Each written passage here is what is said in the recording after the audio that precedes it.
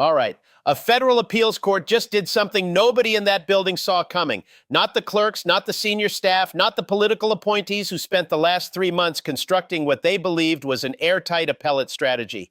The court didn't hesitate. It didn't schedule extended briefing. It didn't ask for supplemental submissions or signal that it needed more time to evaluate the complexity of the constitutional questions involved. It moved fast, and the order it produced reads less like a procedural ruling and more like an institution deciding it has seen enough. I've been inside this filing since it dropped. The language on page 9 required 4 reads, not because it was dense, because it was surgical.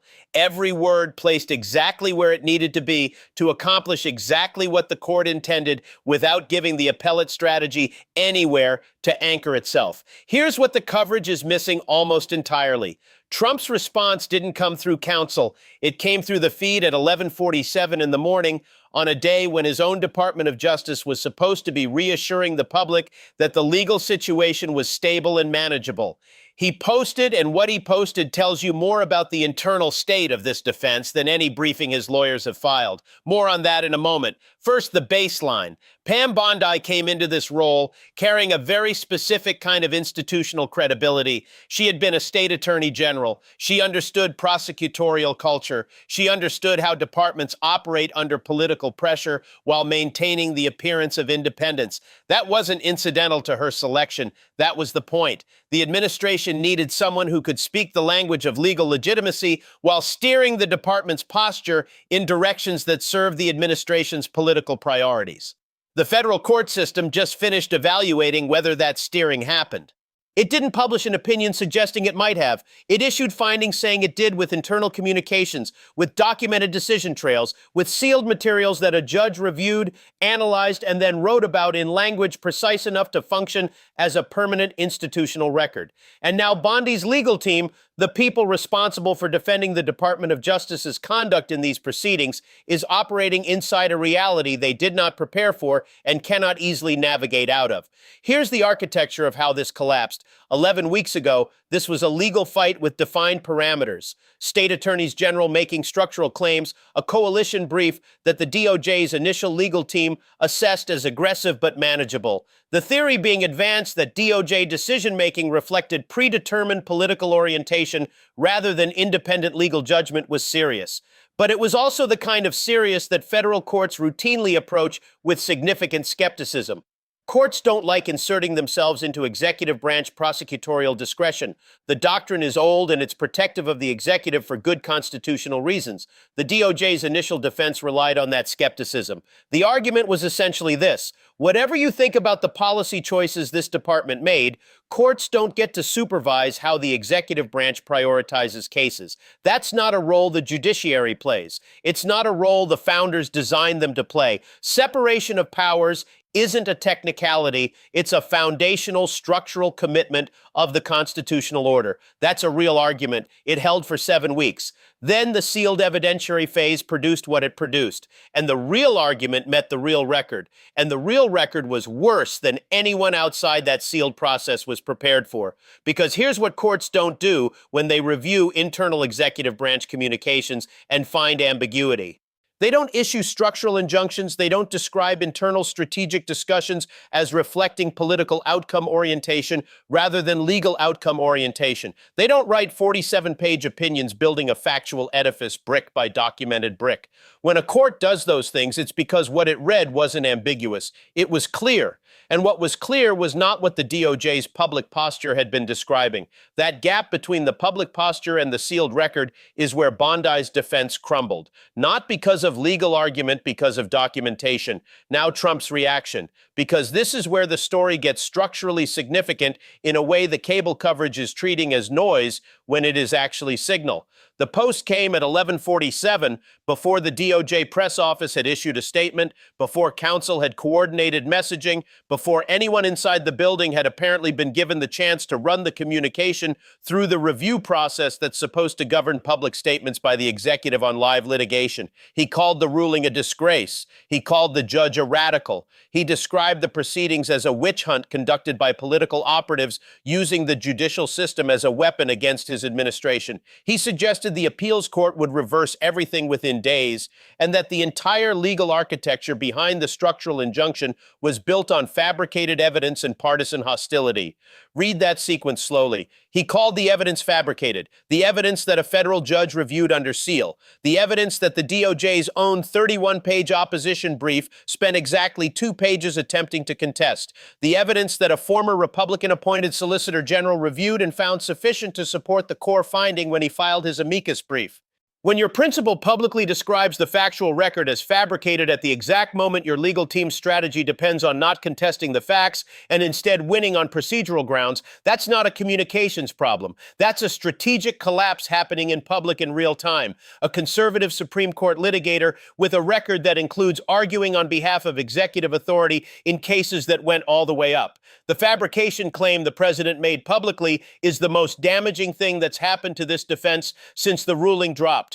You don't describe sealed evidence as fabricated in public when your legal strategy requires you not to contest the factual record directly in court. That's not spin that helps your lawyers. That's noise that follows them into every chamber they walk into for the next 18 months. That last voice, that's not a critic of this administration. That's someone whose professional orientation should be pushing them towards sympathy for the government's position. When they describe the president's public statement as the most damaging development since the ruling, the politics have nothing to do with it. That's a lawyer reading a strategic situation and telling you what the damage assessment looks like from inside. The chaos dimension of this, because that word chaos is appearing in coverage in ways that treat it as political drama rather than institutional consequence.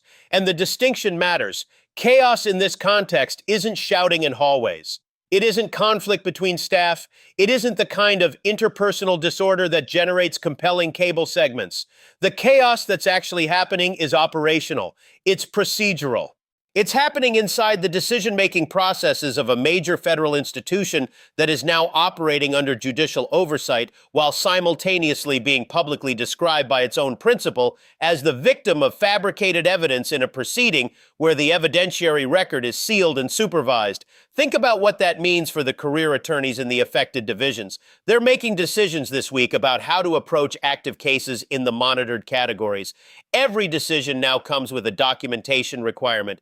Every documentation requirement is now being constructed in the awareness that the judge who designed the monitoring framework read the previous internal communications and described what they showed as predetermined political orientation. They're not making decisions the same way they made decisions 6 weeks ago. They can't. The environment changed around them in ways that make the previous operating assumptions unreliable. When the operating assumptions inside a major institution become unreliable simultaneously across multiple divisions, what you get functionally is exactly what the coverage is calling chaos, except it isn't drama.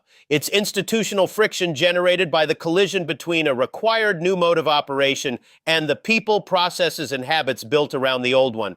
That friction has operational consequences. Cases slow down. Decisions that previously moved through the system efficiently now require documentation and review layers that didn't exist before. Parties in those cases, companies, advocacy organizations, communities, individuals, are waiting longer for resolutions that the system's previous velocity would have produced faster. The friction isn't abstract, it has a cost. And right now, that cost is being distributed across every matter in the affected category, while the appellate process plays out on a timeline that doesn't answer to any of those waiting parties. Now, the part that extends beyond Bondi, beyond Trump, beyond this specific moment in this specific proceeding, what the district court did with this ruling is something that will be studied, not because of the politics around it, because of the legal architecture it constructed. A court that found documented evidence of predetermined outcome orientation in the internal communications of a cabinet-level department and responded by designing a monitoring framework calibrated to the specific nature of the violation, found not too broad, not punitive in form, targeted, documented with a review mechanism built in that allows the court to assess whether the compliance is substantive or theatrical. That's work. That's a judge who knows this opinion is going to appellate review and wrote it to survive. That's also a judge who knows that future courts evaluating similar claims in similar contexts are going to read this opinion and either build on it or distinguish it. Either way, it becomes the reference point. Every future administration, every future attorney general, every future senior official making decisions about how to approach a category of cases for reasons that run adjacent to the legal merits.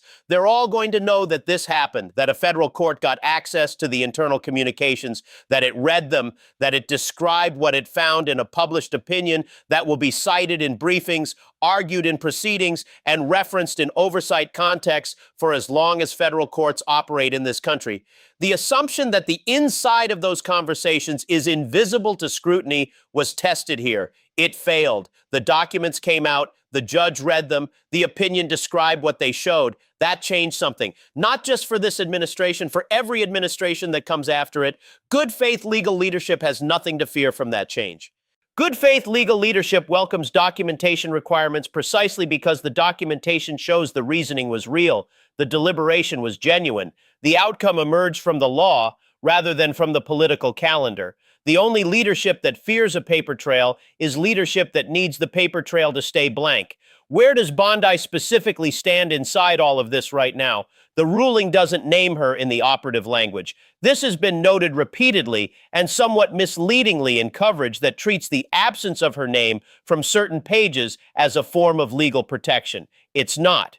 What the footnote on page 29 does is what careful judicial drafting always does when it wants to make a factual connection without extending the ruling's operative reach further than the case requires. It anchors the structural findings to the period of her leadership without making the ruling specifically about her personal conduct in ways that would invite different appellate arguments. That's not protecting her. That's the court doing its job with precision. Her exposure isn't criminal in this moment. It isn't regulatory. It isn't the kind of immediate personal legal jeopardy that generates dramatic headlines. What it is permanent. The factual anchor in footnote 29 of a published federal court opinion is now part of the public record.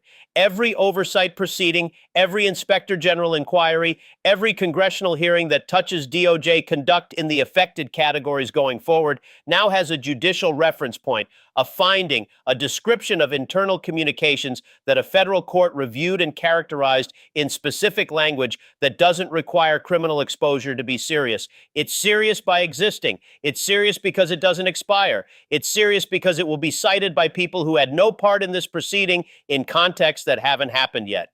Making arguments about patterns of conduct that this ruling helps establish. The personal damage isn't the legal proceeding. The personal damage is the institutional record, and that record is now written. Here's what I want you to sit with before we talk about what comes next. The administration's posture in the days following this ruling has been to project confidence. Official statements emphasizing the strength of the appellate arguments. Background briefings to sympathetic outlets emphasizing the constitutional significance of the separation of powers. Questions and suggestions that the circuit will move quickly to provide relief and that the structural injunction will look very different after appellate review than it looks today. Some of that confidence may be genuine. The constitutional argument is real. The circuit may find the structural injunction overbroad, even if it doesn't disturb the core factual findings. That's a possible outcome, and it's not a frivolous one. But the confidence is being projected by the same institution whose own brief spent 2 pages on the facts and 29 pages on procedure. Confidence projected in press statements and confidence demonstrated in legal filings are 2 different things. One is a communication strategy. The other is an assessment of the actual situation. When those 2 things look different from each other, you read the filings. The filings say, this defense is not confident it can win on the merits of what the sealed record shows. The public statements say otherwise. One of those is the legal team's honest assessment. The other is the administration's political positioning. They're not the same document, and they're not telling the same story. Here's what comes next and what I'll be watching specifically. The appellate court's response to the emergency stay petition is the first clock, not just whether it grants or denies, how fast it moves and how it structures the denial or grant. A circuit that sees this case as a vehicle for an important constitutional ruling will take its time and ask for full briefing. A circuit that sees the stay petition as legally insufficient on its face will move quickly with limited briefing. The speed and the framing of that initial response will tell you whether this case is about to slow down significantly or accelerate toward an outcome before the 60-day compliance deadline. The compliance conference scheduled for Wednesday. The docket entry after that conference will be visible even if the conference itself isn't public. What it produces, additional submission requirements, scheduling orders, follow-up proceedings, tells you whether the DOJ is engaging the compliance process as a substantive exercise or as a delay mechanism. A judge who has already read the internal communications is not a judge who will be fooled by theatrical compliance, but the conference will show you which approach the department is attempting, whether anyone inside the affected division speaks publicly or through background channels about the internal compliance process. 9 months is a long time, long enough for the friction between nominal and substantive compliance to generate the kind of internal tension that surfaces in reporting. If the documentation requirements are being met in form but not substance, that information has a history of finding its way into public view in institutional settings under this kind of pressure. And whether the fourth sealed matter in the related proceedings becomes visible in connection with this ruling's aftermath. It's been footnoted twice without being named. It sits adjacent to these proceedings with implications the court has signaled without fully describing. If that connection surfaces, the scope of what we are watching expands significantly, and the timeline we are operating inside becomes less predictable. Here's where everything stands. A federal court issued findings that the United States Department of Justice under Pam Bondi made litigation decisions reflecting predetermined political outcome orientation rather than independent legal judgment. It backed those findings with sealed internal communications that a judge reviewed and described publicly. It imposed 18 months of structural judicial oversight on a defined category of DOJ decision-making. It stayed 3 specific matters. It gave the department 60 days to demonstrate substantive compliance. The president publicly described the evidence as fabricated in the hours after the ruling dropped. His own legal team's filing spent 2 pages on the factual record the president called fabricated. The gap between those 2 positions isn't a communications misalignment. It's a strategic incoherence that every judge and clerk who reads the public record is now aware of. Bondi's name doesn't appear in the operative language. It appears in footnote 29. That footnote is in the public record permanently. It doesn't require a criminal proceeding to do the damage it will do over time.